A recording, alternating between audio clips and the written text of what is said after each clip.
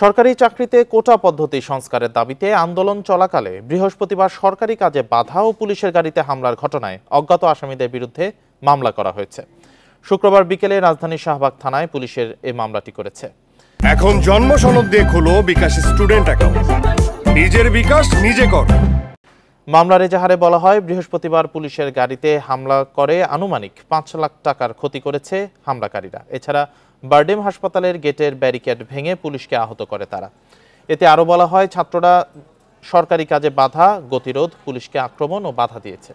বিক্ষোভের সময় সরকারি সম্পদের ক্ষতি ও ভয়ভীতি দেখানোর অপরাধে এ মামলা হয়েছে বলে এজাহারে উল্লেখ করা হয়।